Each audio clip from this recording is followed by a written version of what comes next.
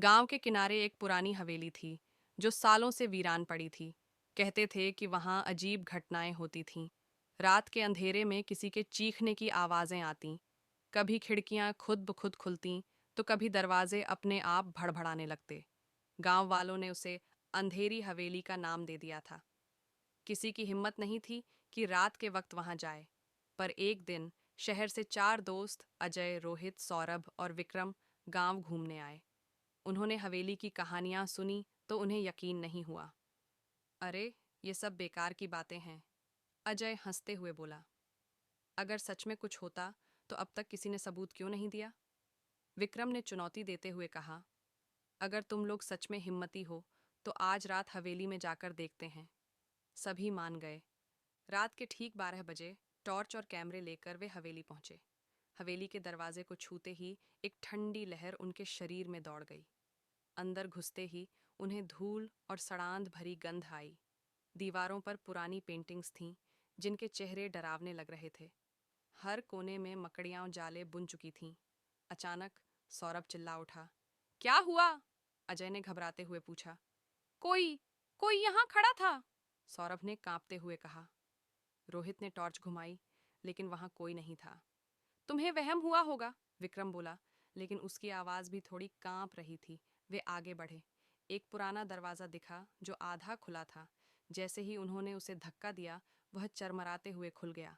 अंदर एक बड़ा हॉल था जिसमें एक पुरानी कुर्सी रखी थी। तभी कुर्सी अपने आप हिलने लगी। ये कैसे? अजय ने फुसफुसाते हुए कहा। हवा होगी, विक्रम ने कहा, लेकिन उसके चेहरे से साफ था कि वह भी डरा हुआ था। तभी एक जोरदार ठहाका गूंजा। चारों बुरी तरह डर गए। उन्होंने भागने की कोशिश की, लेकिन दरवाजा अपने आप बंद हो गया। हमें यहां से निकलना होगा, रोहित ने कहा। अचानक हॉल की एक दीवार पर खून से लिखा एक नाम उभरने लगा, रघुनाथ।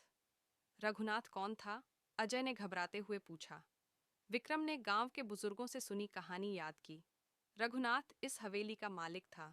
उसकी हत्या इसी हवेली में हुई थी। कहते हैं उसकी आत्मा अब भी यहाँ भटकती है। तभी एक परछाई उनके सामने आई। चारों सिहर गए। तुम लोग यहाँ क्यों आए? एक गूंजती हुई आवाज आई। हम बस देखने आए थे, अजय ने हकलाते हुए कहा। आवाज ने ठहाका लगाया। देख लिया? अचानक विक्रम जमीन पर गिर पड़ा।